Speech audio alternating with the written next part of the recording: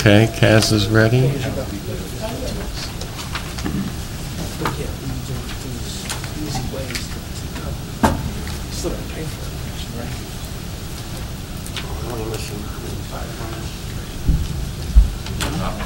You're on the good side.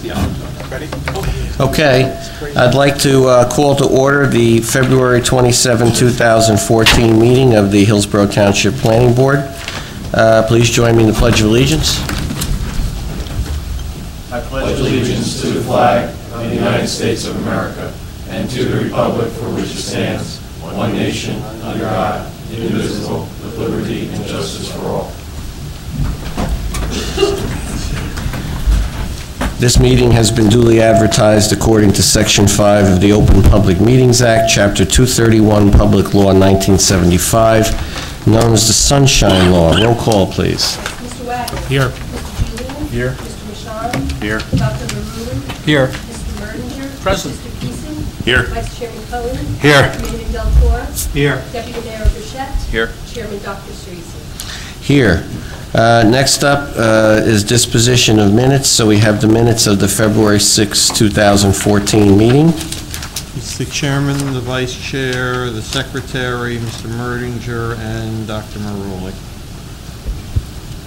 Motion to approve the minutes of February 6, 2014. Second.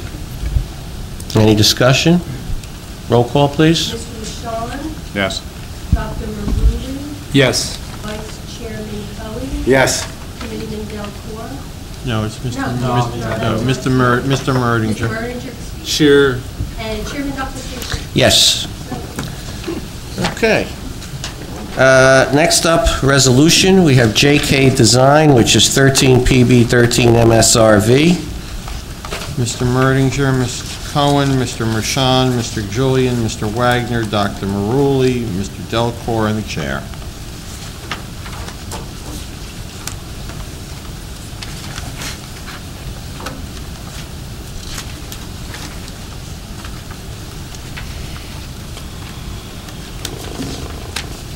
I have a motion to approve the resolution. So moved. Second. Any discussion?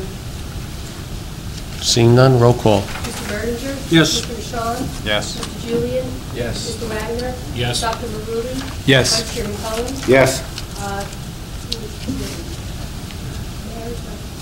Committeeman Delcor. Yes. And Chairman Dr. Cerisi. Yes. How soon they forget, Frank? Old news. Oh, boy.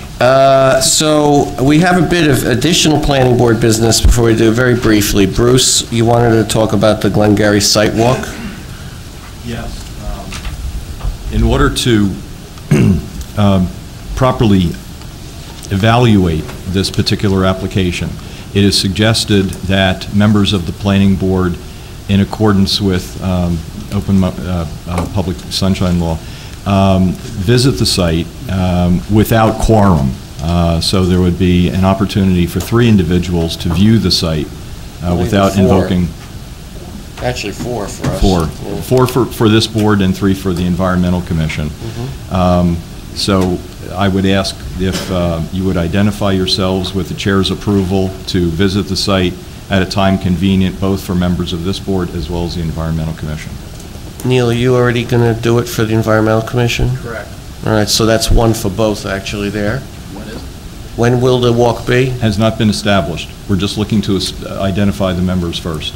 Oh, well, you see, but on the other hand, that may depend on what day it is for people's availability. The question has been asked whether it could possibly be a weekend, and that was declined because the individual who was giving the tour is coming from Pennsylvania. Okay. They don't allow people from Pennsylvania on Saturday and Sunday. Yeah. They don't let them out. Yeah. I'll volunteer, Steve. So, Mr. Merdinger, excellent volunteer, and his background in environmental remediation. Anybody else think they could make time during the day on a weekday? Huh? I can do it. That, I could do, I'm sorry, I could do Friday, next Friday. Well, we'll work out afterwards, but you're going to count for both the Environmental Commission and us, which is fine. And I think Mr. Mershon and Deputy Mayor Burchett also said they'd be willing, so that's 4 from here. Okay? Thank you, Mr. Chairman. All right, so scheduled planning board business is the Capital Planning Committee, the presentation of the 2014 capital budget evaluation. The proposals from the committee are Steve Monty and Frank Herbert. Gentlemen?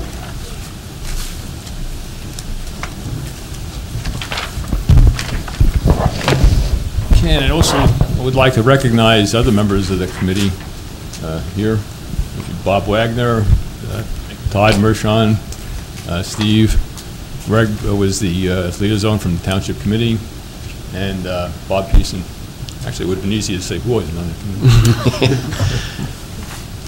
Okay, so what the committee did, each department head in the township came up with a capital plan, and we looked at it back on January 22nd. That's when the presentations were. And then we met again just earlier this week to decide which to prioritize the different projects. Basically, you're looking at from different departments, be social service, Department of Public Works, the police, EMS, and engineering. Right. Okay, so I'll kick it off, Steve, with the first one, which would be Hillsborough Road. Yeah, the first item on the agenda would be the Hillsborough Road. Yeah, you see, yeah.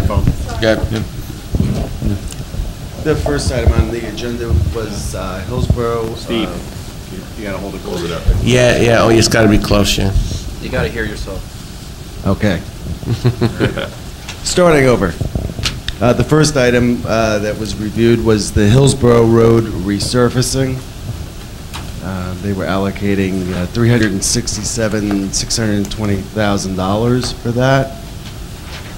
It's part of anticipated state funding, which would lower our anticipated cost to $167,620. And the committee voted that as a high rank, as a #1 priority. And the reason we did that is because the state, $200,000. Right, the $200,000 kicker from the state. I might add that some of the criteria that we use for making these decisions include mandates and compliance, failing capability of a road or machine, health and public safety issues, operating savings, and projects that have the biggest bang for the buck, that impact positively to most people in town. Those are some of the considerations that we looked at. So the next up is the bus for senior citizens. Exactly. Okay, so we're talking about $60,000 for a bus that can carry, I think it was 16 people. Right now, the existing bus is it's the end of life, so the alternative would be to try to keep it repaired at great expense, or go to a smaller bus. And a smaller bus wouldn't meet the needs of the senior community in town. The current bus is something like 200,000 miles. Is that right? The newest, yeah. Well, come on up, guys. You could kind of tell us about that briefly, because we just need you at the microphone. You don't have to make a full presentation, just go through the inventory quickly. This one? Yeah, that's fine. Okay, the current bus that we're using is a 2006 Ford. It currently has 108,000 miles on it. The second bus that we use 3 days a week is a 2003 Ford with 196,000. That's the one with 200. And the one that is actually, we pulled out of service, was a 2000 Ford with 188,000 miles. Okay. So they're superannuated. They are. Okay. Can't say we don't get our money's worth. Yeah. It's Kathy Fairber, Assistant Director of Social Services. Thanks. Okay. We get our money's worth. Yes, we get our money's worth out of the buses. Next up? Okay, so number 3 would be a John Deere subcompact tractor that would be used for snow removal at the municipal building. And I believe the reason for that is that, well, probably self-evident this winter, but it's taken long amounts of time to clear this pretty large property by hand and with insufficient ability. And it would be a heck of a lot more efficient to get the building open for workers and citizens with another piece of machinery to do the job. I got that right, Rich? Correct. Thank you. Next up, the dump truck. I think we'll have Rich come up, Rich Rezavi, head of DPW, come up and talk about the big trucks, of which there are 2 on the list. Rich Rezavi, Director, Public Works. Currently, right now, we have 12 large single-axle dump trucks, 2 of which are in the 90s, early 90s, and their lifespan is limited at this point. While we don't want to get rid of them, per se, we'd like to add to the fleet to give the traveling public a quicker response time with salting and plowing. Now, Can you let the public very briefly know about your catalytic situation? Some of the older trucks are put through a state-mandated regen system, is what it's called.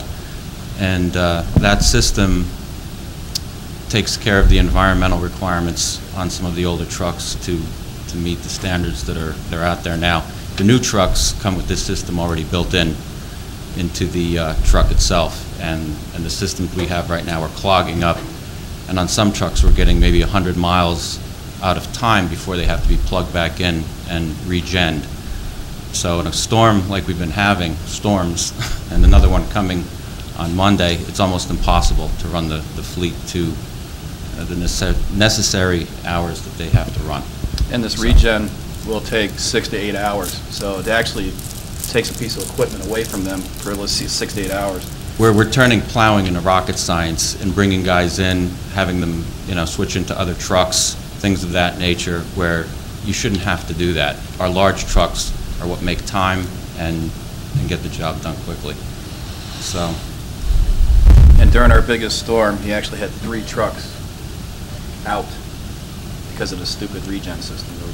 Right. The one muffler system actually blew apart because it was clogging up and the guy couldn't get back in time to plug it in. So the whole system underneath kind of just gave way, and actually the truck ran a lot better after it did that.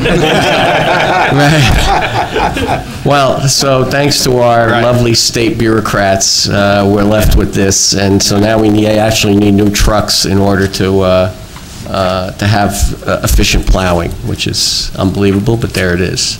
So there's 2 trucks on here. One we've rated high. One truck was rated high.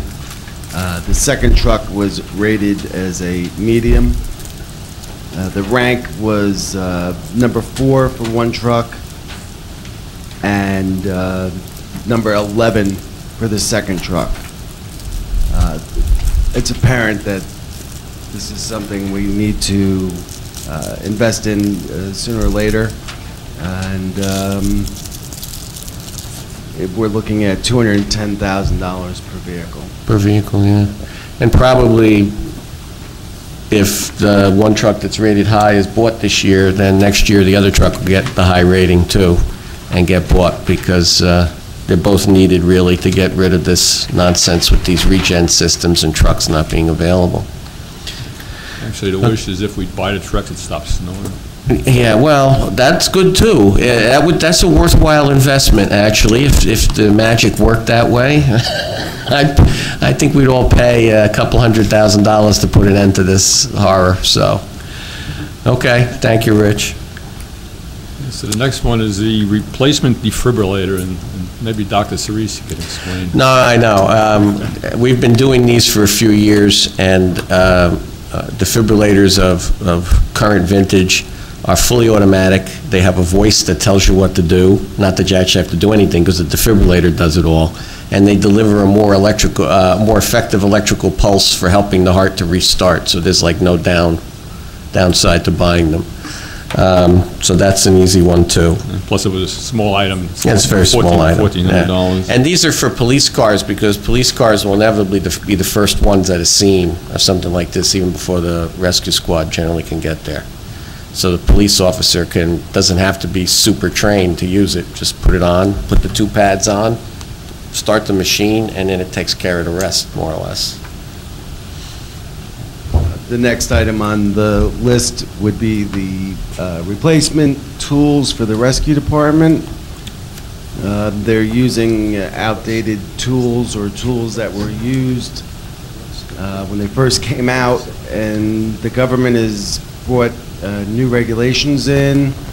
It's strengthening the bird cage of the vehicle, where we sit inside the vehicle, and the tensile strength is greater than the ability of the obsolete tools to cut through this metal in a rescue attempt.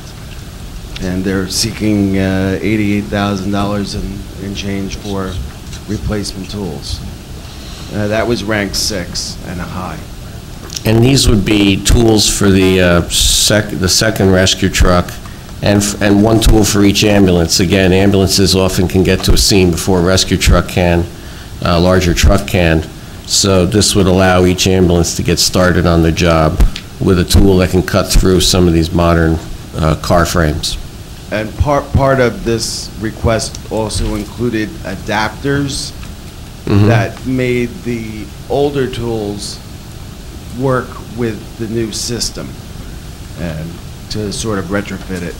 And that was, again, part of that number.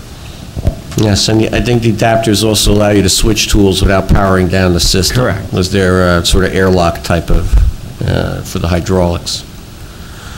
Okay. Next up. The next one is a protective barrier for the finance department and where the tax collector's office is. Okay. This was proposed by our chief financial officer, and the reason being that there are times of the year, 4 times a year, particularly when the property taxes are due, when many of the people who don't have mortgages come in and pay them, and sometimes with cash. So they can, at times, have some cash in that department. So looking for a protective barrier. And now that I've mentioned it, they need one even more so. Yeah, yeah, I might say it. The money goes right in the safe, but somebody may not know that. So this is to protect the person, not the money. Exactly. And it's many other finance departments and financial institutions have these. Electronic door lock replacement. I don't know if anybody's the police IT guy isn't here. This has to do with the building. There are a number, I think about 11 different locks in the building of the electronic type, and it was explained to us there's 2 different electronic type of locks that are malfunctioning in different ways, inconsistently. And the only way to solve that is for a replacement program, which is what this would be, in order to restore functioning to all the locks. But actually, Deputy Mayor Burchett had an idea about that too, in terms of the cost of that. It needs to be done, but then that would be that if we could get some training for our own public works people, perhaps they can maybe do some of this, and even if we have a contractor do it now, our own people can maintain it going forward. So we don't need something like this again. The next one is the asphalt recycler and hauler. Okay, well, here we're talking about asphalt, keep it warm overnight. I guess right now the crews are going around town filling up potholes, and the next day is, overnight the asphalt gets cold and they can't go right back out. This would keep it warm, and the vehicle would carry the asphalt out to the site. Yes, I figured the residents would appreciate more efficient pothole filling at this point. We're talking $30,000 for this. Exactly. And then the sidewalk replacements, which is something we do every year. We spend about $75,000 from the dedicated sidewalk fund every year to repair sidewalks in our Assistant Township Engineer Tom Bellinger identifies the ones that need to be done. In the medium, we'll just talk about the medium ones, I think, which is the next 4. We already talked about the truck. And Tom, from engineering, if you come up, Tom Bellinger, if you come up and talk about wood rails.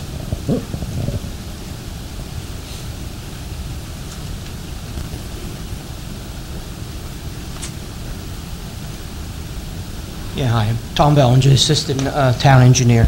Yeah, on my list, we have various roads in town that have the old wooden guide rail, and I earmarked some money to have them replaced.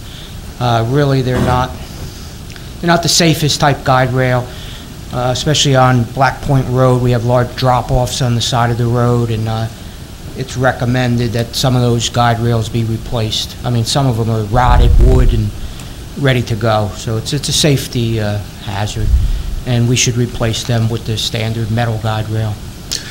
Now, given the amount we're going to have to spend on repairing the road surfaces, as you well know, could there be a way, because there's $100,000 you've estimated for all of them to be replaced, could you have a priority list for them so that maybe the Township Committee can review some of them to be done sooner than others? Yeah, we could actually, some of the money that I allotted isn't even going to cover all the rails in town, so we would come up with a priority list on more your major roadways with larger drop-offs. Those would be the ones that would be prioritized, and yeah, we can come up with that list. Okay, thank you. And the last 2 in the middle category there. The police department is requesting 20 shotguns to replace, basically the shotguns that they have are not working. They're salvaging parts from one to fix another, and they're requesting 20 new shotguns. They did pick the shotguns that will work in the locking systems in the police vehicles, so that would be a savings as far as the locking mechanism. Okay. These are the ones that go with, that are in the police vehicles. Right. Okay. And finally, the evidence management system for the police. Again, the police department is asking for a crime fighter beast evidence management system. It's basically software that keeps track of evidence and recovered property so that they can keep a chain of custody and know where everything is, know when it can be disposed of. If someone comes to claim something that was lost or stolen, they can find it rapidly. And it's a convenience. It's probably a time-saving piece of software for the police. Excuse me. And for the board, the only other things left, drainage improvements, again, engineering would like to do them, but again, that's probably something that'll have to wait for all the other repairs that are going to be needed for the road. Network switches have to do with the police department, and they can also replace them one at a time rather than replacing with this proposal like 6 or 7 at once. And the garage roof repair at DPW, Rich Rezevi said that they can do a patch job on that right now. Had to do with some Hurricane Sandy damage to one point on the roof, and that doesn't have to be done formally this way. It can be patched to stabilize it for the time being. And the other road resurfacing projects that had been originally proposed essentially are not something that can be done this year, given the amount of damage that's going to have to be replaced from the township budget to the various roads from this winter. So that's about it. Matter of fact, just to add to that, I guess the proposal is to mill, instead of doing a long length of road like they normally do, they're going to go around town and mill short distances, 100 feet here, 300 feet there, one of those big milling machines, instead of just trying to put it on roads throughout the township that are in, you know, the worst of shape and traffic. The way that the repair would go. Now, I don't know, maybe that would be a special capital appropriation when the list is put together and the proposals are put together. That's something that's happened after, you know, the considerations that we were to meet as a committee and discuss. So there'll probably be some separate item coming to the township committee for the capital expenditures for the emergency repairs. But that's kind of outside of the scope of what the committee the capital planning committee evaluated. Any questions for Steve or Frank or for any of us up here who are on the capital planning committee? It is essentially an arm of the planning board, so a number of planning board members have been on it. Any questions? Rich, the asphalt recycler and hauler, that's different than the sort of hot patch system equipment that we've utilized, correct?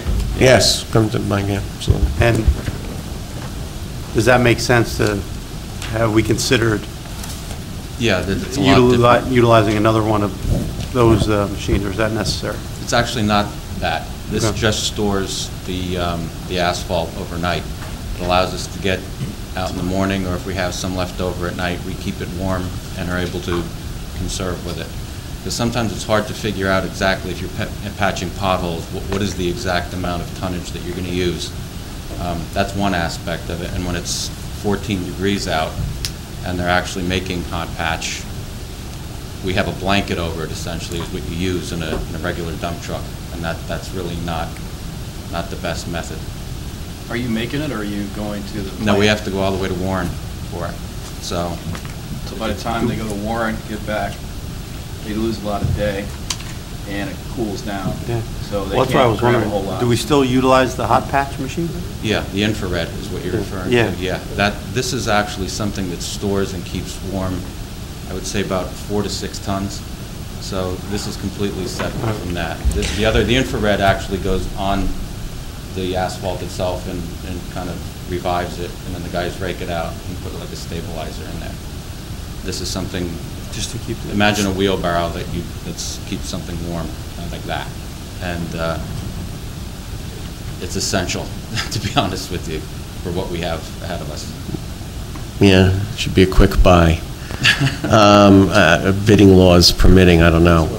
But yeah, the infrared thing is taken care of, is put down on the road to kind of recondition the road. This is the materials, the patch materials, keeping it warm and also efficient, because you don't have to throw away what cools off at the end of the day. Right, and the hot asphalt's much better than the cold patch that we use, the stuff that's just stored in the yard. That's extremely temporary, where this is just a lot better application.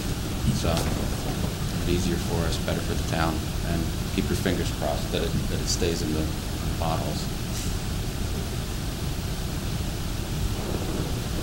Other questions? So thank you for all the work you guys did this morning.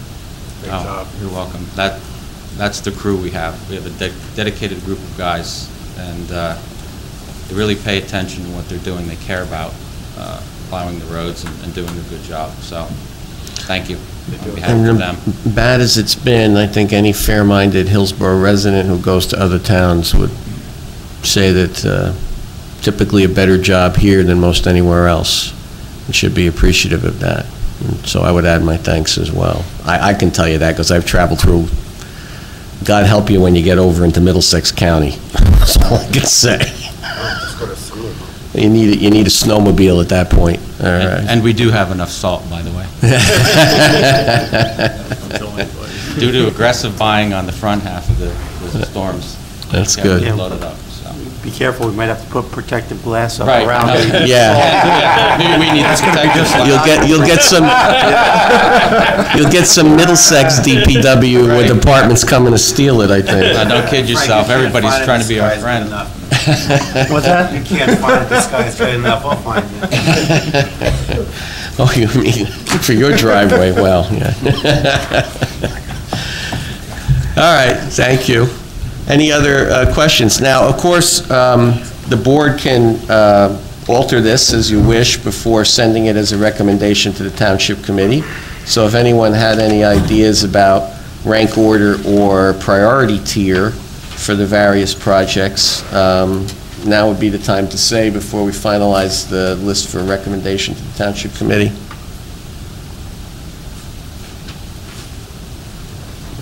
No? Most of us have participated in making the list anyway. So, This is going to come to, anyway, so I just want to make sure, Rich, not to keep harping on you, is this, what you've put here, I know when we started the process, the conditions were a little bit different, and now, if you had to do over again, would you add to what is on your list to make sure that we can do what we need to on the roads, or is this going to be adequate for your needs? This is adequate. Okay. This is in real time, actually. Okay. We came over to the garage the other night, we had our meeting there. yeah. Okay. This is added to, as of Monday night. Okay. Yeah. I just want to make sure we've This is got what already we not, need. yeah. If there's an adjustment, I'd rather make it now. Yeah. No, this, Okay. you know, like Dr. Cerisi said, we're sitting there, you know, after a month and a half of this, and we're going, well, I don't think we have the right things in the Capitol, because the roads are crumbling in front of our eyes. We were going to 50 degrees, down to -14, back up to 50. That ice water situation is not good for the road, so. Okay. In fact, the thing that would help you out would be the second truck. Well, yes, it would. Yeah. I guess that's what I'm trying to make sure, based upon where we sit today, is there, Not being greedy, we could use the second truck, obviously, but. from an asphalt perspective, what you've got here is going to be. That gonna be machine adequate. will make us much more productive, yeah. And it'll be a better patch that we're putting in there also, because when you get to the end, your asphalt's cooling down, and it's not as effective as it's as hot as, like that will keep it, so. Rich, if I may, you've got number 3, number 4, number 9. Are you happy with the rankings? Because You always Township like to Committee be will look number at one, this. Greg. I'm sorry? No, we can't It's like switch that, but you a can poll switch the schedule. numbers that you do have. So I guess what I'm trying to ask you, do you want us to put that asphalt recycler, because like Frank was saying, back when we were doing this, nobody realized how bad the roads were going to get. So would you like to put that asphalt recycler and hauler up further in the ranking? Are you talking about instead of something, instead of the... Well, the other sidewalk things we machine just maybe? moved down one, that's all, it's just a rearrangement. Yeah, we could rearrange. We could rearrange it, we could just, You've got your John Deere as a higher priority than the asphalt rehauler. I would put I the think that's the asphalt question. ahead of that, obviously, since that's going to be our next I think that was the next question. drill over there at the Public Works. So do you want it ahead of the John Deere. John Deere? Yeah, Yeah, 9 Yeah. should go to 3, I think. that's So what we'll you're make saying. 9 3 and then the others move and down 3 one. 9. Yeah, I'm happy to see that you recognize the John Deere, though, because sometimes something like that will get discounted, but then when the time comes and, you know, the sidewalks aren't kept effectively cleaned, it's, well, how come that isn't happening? So- and that's also possibly a safety thing. Yeah. And not to devalue, because we're going to be putting an asphalt thing ahead of a defibrillator. People should understand, of course, that 8 police cars already have the most modern defibrillators. So we're talking about like the 9th police car getting this one. This is not like the first the township's getting. Not to mention the rescue squad We all do that having on a the modern rotational ones. basis, so we're Yeah, we've been constantly doing that for replenishing years, them. so this is kind of getting down to a backup police car installment.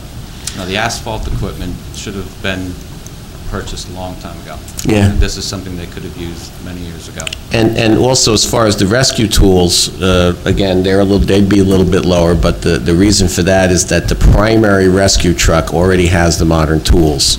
So we're talking about putting the modern tools in the secondary rescue truck and then one in each ambulance. But the primary rescue truck already has them, so the capability does exist. The thing, just so you can share it with the public, I think what sold it to the Capitol Committee was when you told us that because the machine that was doing the township building wasn't working properly, and you had to get this building open, Right. you were pulling guys off the roads to clear the building. Right. You have to So it put would more normally manpower take to 2 it. guys if you had the proper equipment, where you had to pull 4 additional guys off that weren't running plows. So I think that's what sold it to the Capitol Yeah. right away. If you have a So running I wanted to machine, mention you that to could the do it public. with one. I'm sorry? If you have a running machine, the proper machine, you could literally clean all the sidewalks and everything with one guy. But they had to pull 6 Yeah. during the storm. And it's happened before, too. Ernesto and I were Oh, shoveling. you know Ernesto? Yes. Yeah, he does We a were great job. shoveling one morning at 6 o'clock in the morning because the machine broke down. Yeah. So it's time to get one that doesn't break. So, okay, so that would be moving the asphalt thing from 9 up to 3, and then everything else moves down 1 from 3 through, what's currently 3 through 8. Okay. I don't know what the turnaround is for something like this, but if there's anything we need right now is that asphalt machine as quickly as we can get it. You know, talk to Nancy about the bidding laws, because the bidding limit is what, 27.5, something like that, these days? If you have a QPA, which I believe. She is. Yeah. She's a QPA, right, 27.5. So if you can find one for less than 27.5, you could skip the bidding process and Or get. on state, or on state, or on state. Or on state contract. Contract. Or on state contract, and you don't have the bidding process, and you get it quick. I would We can imagine talk- we they're can talk probably about that. in high demand at the moment, so. That's They the are. problem. We looked Yeah. into renting one, and any of them with wheels that are trailer mounted were all gone. All gone, so From that's the, going, yeah, I guess that's the Falcon problem, Industries, is so. finding one. Everybody has the same problem. Yeah. Just for the record, Chairman, so we're suggesting moving 9 up to 3, and then 4 remains the same, and then move everybody else down, and move 3 to 5. How's that? Or do we keep just move everybody down?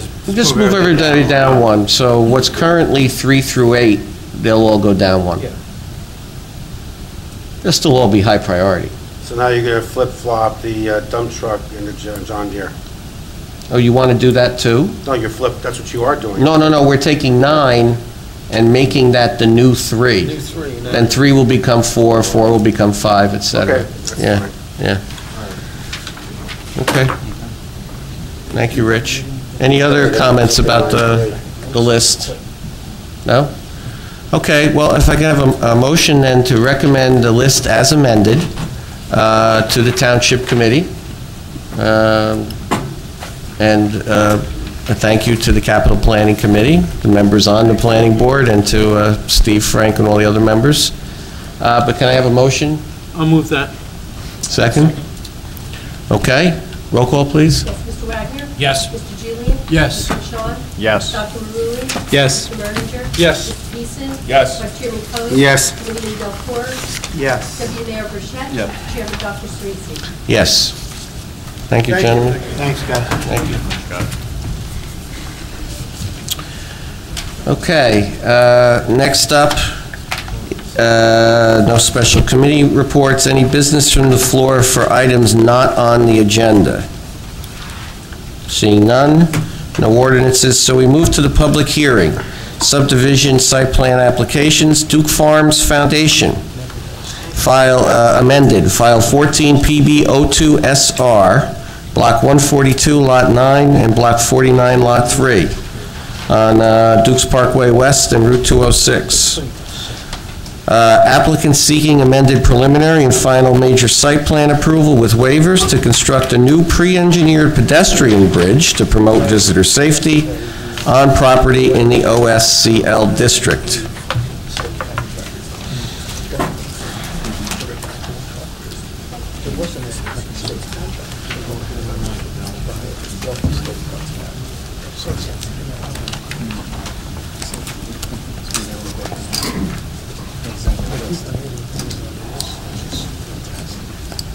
Okay. Counselor? Thank you, Mr. Chairman. Mr. Chairman, let me introduce myself first on behalf of the applicant. My name is Bill Bergman. I'm an attorney with Morristown offices on behalf of Duke Farms Foundation. By way of housekeeping, we do have a copy of the planning board approval, if you haven't received one yet. I'm sorry? The Somerset County Planning Somerset. Board. And we also have the approvals that were given by the Historic Preservation Commission within the last 15 or 20 minutes. Okay.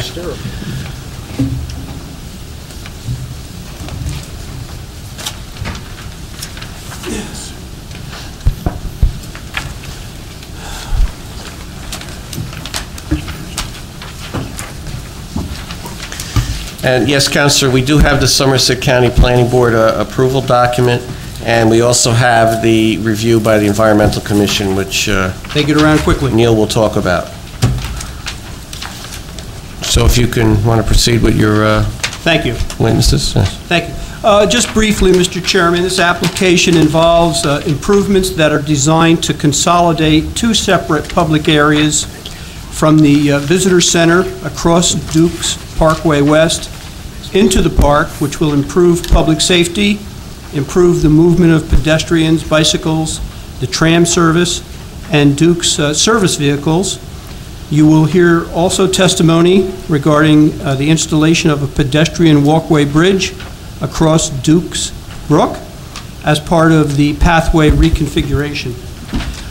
We have two witnesses this evening to provide information about this application. Michael Catania here with me is the Executive Director of Duke Farms Foundation, and then that'll be followed by testimony from the project engineer, Paul Ferrero. I'm going to swear the witness this evening. Raise your right hand, please. Do you swear to tell the truth, the whole truth, and nothing but the truth, so help you God? I do. Thank you. State your name, spelling your last name. Into the microphone. Michael Catania, C-A-T-A-N-I-A. Thank you. Mr. Catania, your position with Duke Farms and the responsibilities that go along with it? I'm the executive director, and I supervise all the operations of the foundation. Okay. Perhaps you could, just by way of brief background, give the planning board and the professional consultants some information regarding the evolution of the site and the programs that are offered. I'd be happy to do that, but if I might, just as way of introduction, I wanted to really take an opportunity to thank this board for honoring our request to expedite this. We're trying to do this and have something in place for the busy season. And I also really want to compliment both your Historic Preservation Commission and the Environmental Commission. They had some excellent questions, but they were very accommodating and really went out of their way to help us meet a tight schedule here. So we really, really appreciate that. So I guess I'd like to take you back to the original site plan approval. In our planning for Duke Farms, we anticipated a maximum of about 150,000 visitors a year, and we thought that that would take 2 to 3 years to reach. Last year we had 430,000 visitors, and as a result of that, we have been really challenged to kind of keep up with visitation. It's a wonderful problem to have, but we really want to make sure that our visitors are safe. That's a level of crossings of Duke Parkway West that was beyond our wildest dreams. Originally, when we looked into the possibility of getting a traffic signal, we could not satisfy the DOT warrants. We simply didn't have enough crossing to warrant the interference of a signal. We've redone those studies. We more than satisfy the warrants at this point, so we have recently secured approvals from the township, and in fact, that traffic signal is now under construction. The second step of a new public safety initiative is to move the tram crossing. For those of you familiar with Duke Farms, we have two gates on Dukes Parkway West. The south gate, which is where the pedestrians enter right now, and the Eagle Gate, farther down Dukes Parkway West, opposite the old Tyne property that we acquired recently, which is where the tram crosses. As our visitation increased, we've been putting more cars on the tram, and I now wake up in the middle of the nights worried about a tractor trailer or a cement mixer meeting a tram with 3 cars on it because a gate has malfunctioned or somebody hesitated crossing the road. It's not the best of situations. We decided to be proactive to try and do something to make it safer. So with the new traffic signal in place, we'll leave the existing pedestrian crossing, and the pedestrians will use that, and we'll have a parallel tram crossing, and that signal will protect both crossings. It'll be just 20 feet or so away from each other.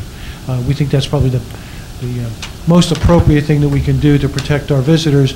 We have no way of knowing where visitation is going this year, so we're really scrambling to try and get at least the first phase of this in place for our busy season, which usually starts mid-April or so. So we will need DEP permits for a portion of this, and that's to install a prefabricated pedestrian bridge across Dukes Brook, because we want to keep the bicycles and the pedestrians separate from the tram. There's a relatively narrow roadway there, and a bridge that crosses Dukes Brook. We won't be able to do that immediately. We'll have to basically, using our own crossing guards, stop the tram traffic and let pedestrians go, after the tram crosses. but that's only 2 or 3 trams an hour. That's not a big deal, but we will get the tram into a safer place and protect the pedestrians more. Right now, there's a flashing signal, and we have a crossing guard, but we think a full traffic signal, now that we can justify it, is really a much safer thing to do. We really want people to have fond memories of their visit to Duke's Farm and do everything we possibly can to avoid a tragedy. It's really as simple as that. I offer the witness to the board. Any questions? Any questions for anybody? Will that be it for this witness? Because I'll just have to open it to public, will you now let the witness go and then the engineer will come, or? Yes. Okay. So he'll still remain available. Okay, but at this point then, a motion to open to public? So moved. Second. All in favor, say aye. Aye. Any questions from the public for this witness? Okay, Counselor, thank you. None, so thank you. We call the next witness. Call Paul Ferrero, the project engineer, please.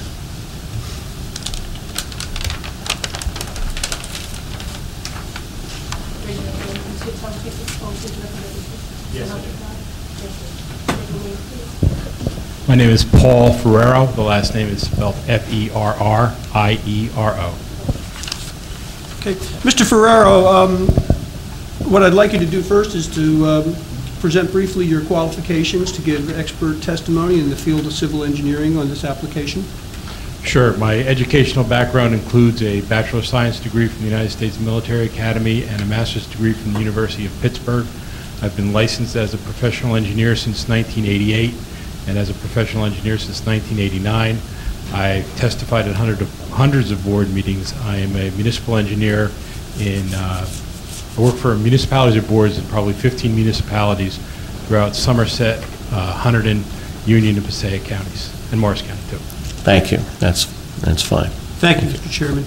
Paul, what I'd like you to do then is I'd like you to give a description of the proposal from a civil engineering perspective, and I see that you've got plans up there on the shelf, and feel free to use them. I don't think we need to mark them because those are the plans that were submitted. Am I correct? That is correct. There's one final sheet that has not been submitted, but when I get to that, we can mark that. Very well. Mr. Bergman, what we usually do, irrespective of whether it's been provided to the board prior, we usually like to have the exhibits marked for purposes of the record. Even though at this point? Yeah, at this point, even though that plan may have been previously submitted to the board as part of the plans.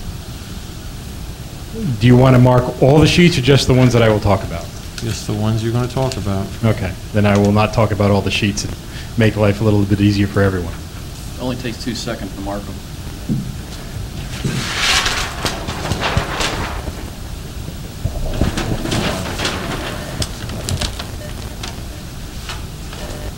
The first exhibit I would like to mark would be Exhibit 1. Okay. Thank you.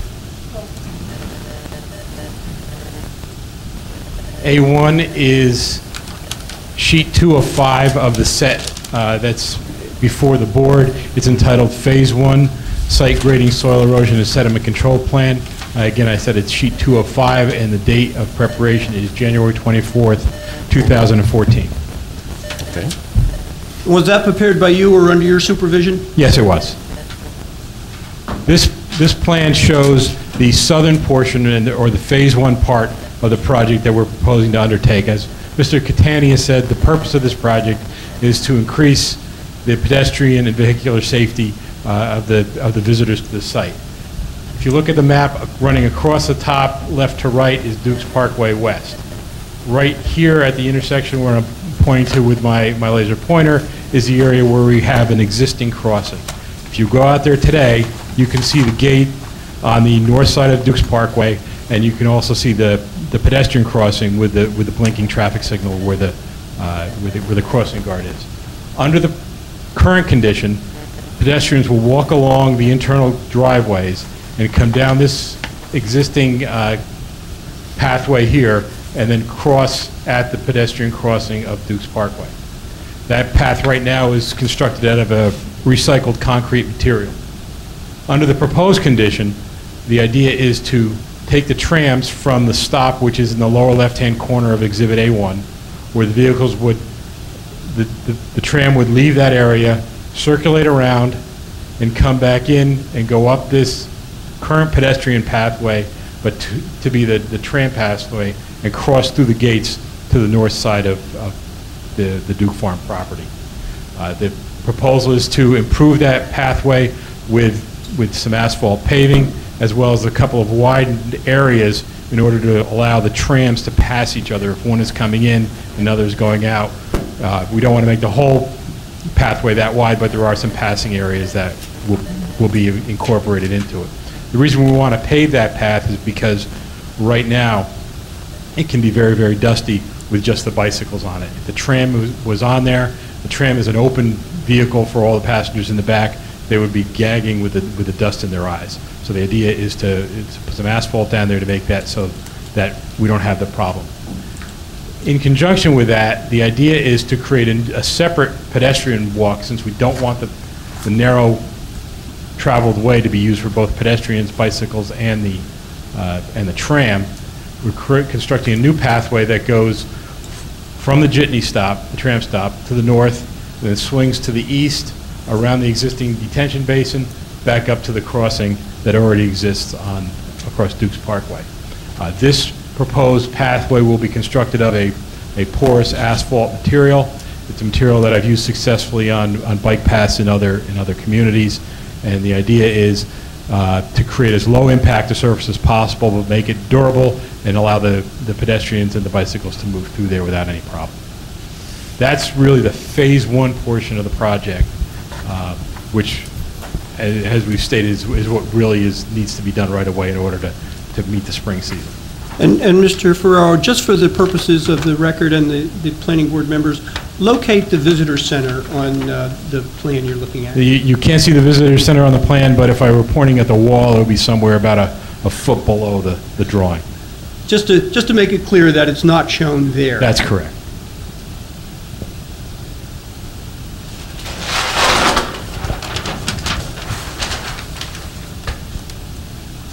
Next, I would like to flip over to what I will mark as Exhibit 2, and this is sheet 3 of 5 of our drawing set, and it's entitled Phase 2 Site Grading, Soil Erosion, and Sediment Control Plan. This drawing, Dukes Parkway, is on the bottom portion of the drawing, going east to west, left to right. The area where I'm circling, again, is the existing pedestrian crossing. You can see where the tram will come out, cross at the traffic signal, and go into the driveway network and the roadway network on the northern portion of the property. The pedestrian will cross exactly where they are now through the gates, through the pedestrian gates. And currently the pedestrians and the bicycles walk along the same driveway. As Mr. Catania said, the idea is to ultimately try to create some separation until you get far enough into the property where everybody can start going different directions. So the proposal there is to take a pathway, run it across the top of the existing dam with a pre-manufactured bridge, come across the stream, and then land on the other side where we intersect the driveway once again. As has been stated, all this work on the north of the road requires specific permits from the DEP. We actually have a meeting with them in about 10 days to go over this with them and start the process of obtaining those permits. The last thing I would like to show the board, just to give you some additional information. While you have A2 up, Mr. Ferraro, one of the comments during the review process had to do with site distances along Dukes Parkway West. How will the site distance be handled with this new proposal? Well, the site distances from any of the driveways come out to Duke Parkway, except for the visitor center, are not very great. The one at Eagle Gate is poor. In this location, it's better. It's not terrific. What makes the difference here is the fact that there is a traffic signal. So it will be a stop-controlled signal for the people going both directions, which really addresses the site distance issue.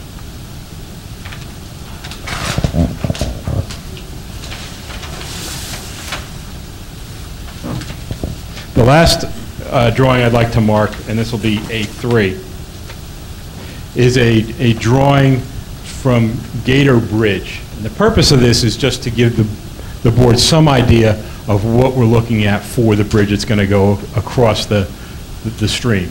This is a pre-engineered aluminum bridge that will be taken and dropped into place across the stream. The idea is to have it raised up, so if you're actually in the tram riding on that pathway that you saw, you're going to be able to see underneath the bridge and see the waterfall, just to create a little better effect there. And I envision this as something, people are going to be stopping on the bridge, they're going to be looking upstream at the waterfall of the lake, they'll look downstream at the stream. I think it'll be a very attractive addition to the site.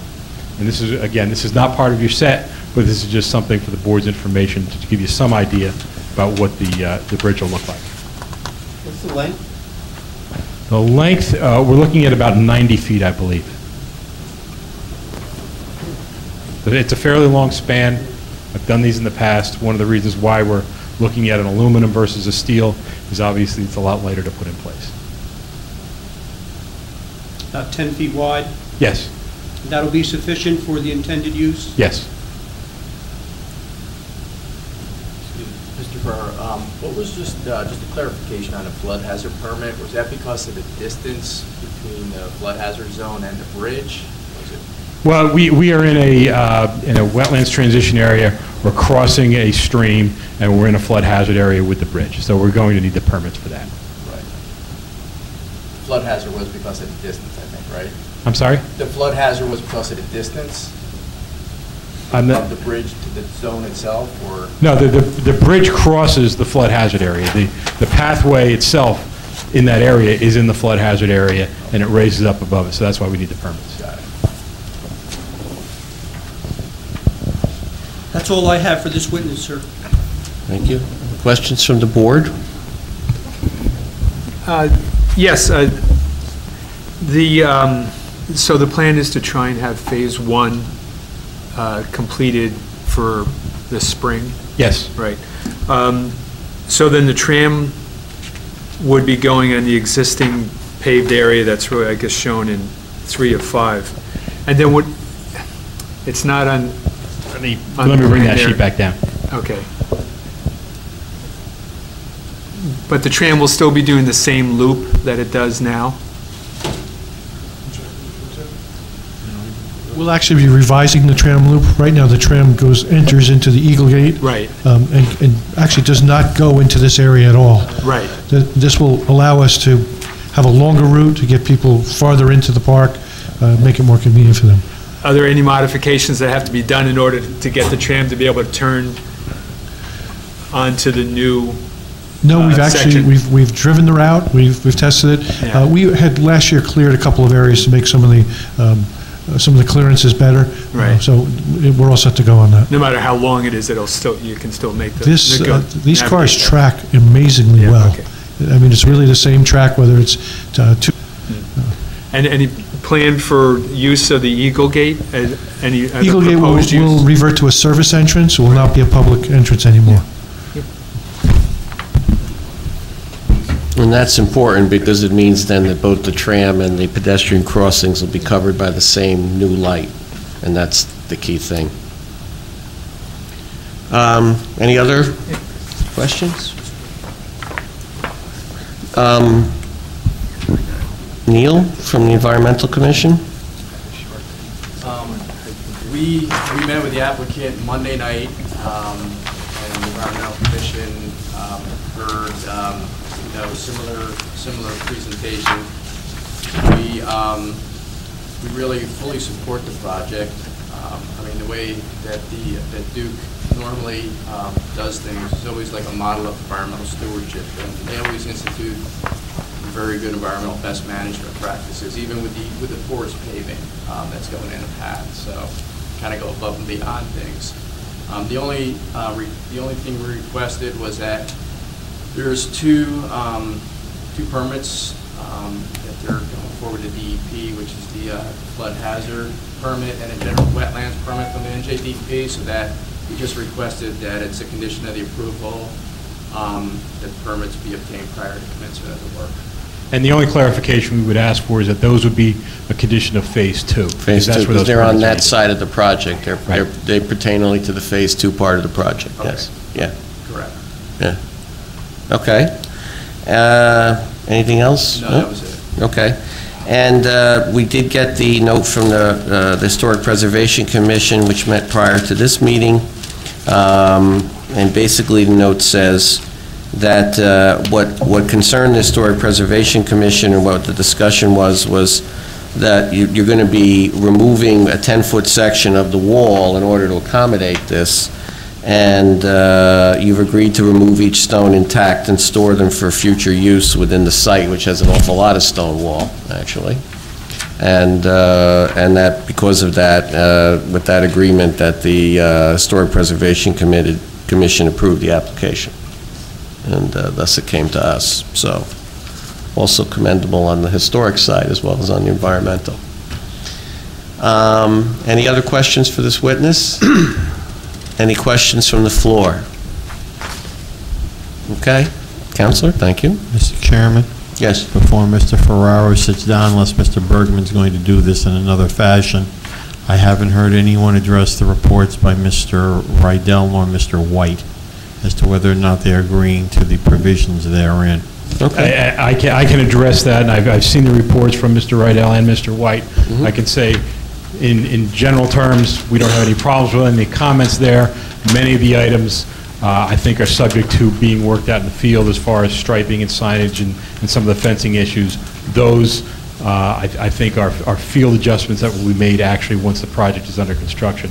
But I don't have a problem on it. The one issue that Mr. White did bring up is that I've got a very poorly labeled detail on my asphalt, and I didn't mark that sheet because I didn't want to show it to you because the detail is poorly labeled. And that'll be rectified. We will fix that. That's the first time in years I've ever heard anybody say that. I'm under oath. That's why we use that. That was not as military trained. So, Mr. White, are you... Yeah, Mr. Farrar and I spoke the other night, and I'm confident we can work things out. They're minor technical issues, nothing major. I think there is some waivers that they're requesting from the checklist that they probably should go over just for the records and the complete record. Okay. The waivers? I think it was pretty well enumerated in the narrative.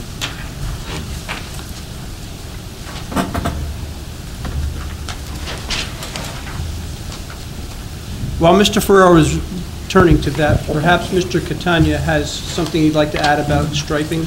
Yeah, just one point of clarification. There was a comment from Mr. White as to the possibility of striping the new tram crossing. We had purposely not proposed to do that because we really wanted to avoid pedestrians perceiving that as a second pedestrian crossing. That, you know, if there's too many people going, you kind of just jump over to the other one. It will be very close, so we really do want to keep them separate.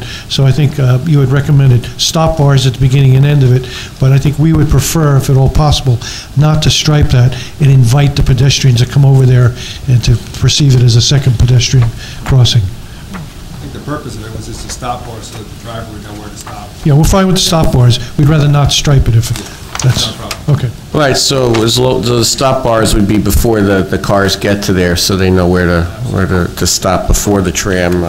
Excellent. Okay. Very good.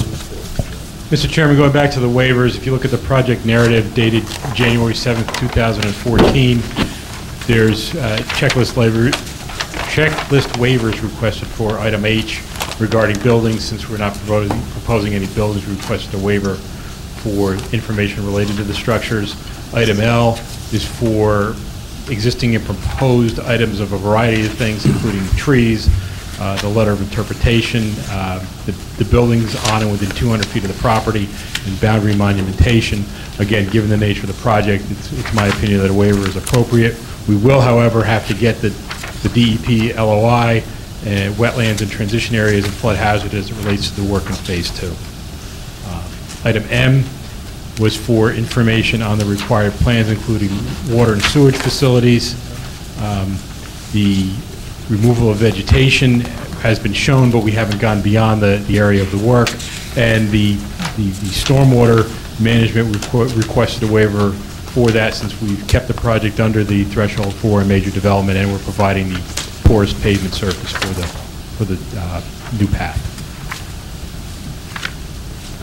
I think we're also requesting a waiver for depicting buildings or structures within 200 feet of the property. And I think our position is that's not applicable because this is a very large property and all of our work is very internal to the site, and therefore it wouldn't be productive to have to put that information on. That's correct. Nothing we're doing affects any of the properties around the subject property. Extremely reasonable request in this case, considering your 3.5 square miles.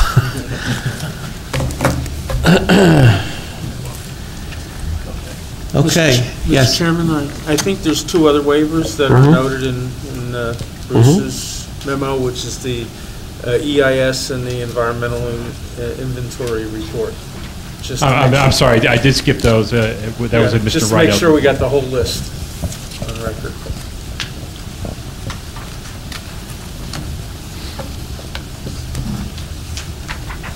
Okay. Thank you. Any, Bruce? That is complete, Mr. Chairman. We have had, both Mr. White and I, conversations on a number of occasions with the applicant and his engineer, and to the extent that our reports reflect, I can say that the planning issues have already been addressed. Thank you. Okay. Any other questions from anyone? The board, the audience? Okay. Seeing none, then we would, what? Eric? We're concluded. Thank you. He did say that, yes. So we'll need a motion to approve the application with waivers as requested. Go ahead. It's a motion to approve file number 14PBO2SR, amended preliminary and final major site plan approval with waivers requested to construct a new pre-engineered pedestrian bridge to promote visitor safety and related matters, and to accept all the conditions and findings is either set forth in the professional's report or is agreed upon by the parties at the meeting. And approval, of course, will be pending the relevant NJDEP approvals as well, of course, as mentioned. Normally of our... Which is always the case with our projects. Yeah, we'll discuss that in a second, yes. But do we have a motion? We have that I'll motion. make the motion and with all the waivers. Okay. I will second. Second. Roll call, please. Mr. Wagner? Yes. Mr. Julian? Yes. Mr. Michon? Yes. Dr. Maruli? Yes. Mr. Merdinger? Yes. Vice Chairman Cohen? Yes. Committeeman Delcor? Absolutely. Deputy Mayor Burchett? Yes. And Chairman Dr. Swayze. Yes, and thank you very much. Thank you. I think that everybody's happy that this is being done. It's going to be great enhancement. Thank you. Is February 13th feasible? March 13th. I'm sorry, March 13th? Yes, we're going to, yes. I'm sorry. Well, thank you for personally volunteering Lucille and I. Yes, I am volunteering Lucille and you. It is acceptable by definition. 4:05 an hour also, I appreciate. March 13th, Eric. No more We have a whining. good partner here, and we're going to make sure we get him out No on further on whining. March 13th. Michael, thank you very much. Thank you very for much. everything. Thank you very much, Mr. Chairman. Thank you. It's always about pay with you. Thank you. All right, what's left on the agenda is a note from a correspondence from the Somerset County Planning Board. Bruce, do you need to say anything about that, or should folks just take that home and read that? If they would, yes, regarding Okay. best management. Please read that. We will need a motion to cancel a meeting for March the 6th, since there's nothing on the agenda. So moved. Second. All in favor, say aye. Aye. Any opposed? Okay, March 6th is canceled. So the next meeting will be March the 13th, in which there will be several items on the agenda, including the resolution for this application. And so motion to adjourn. So moved. Second. All in favor, say aye. Aye. We are adjourned.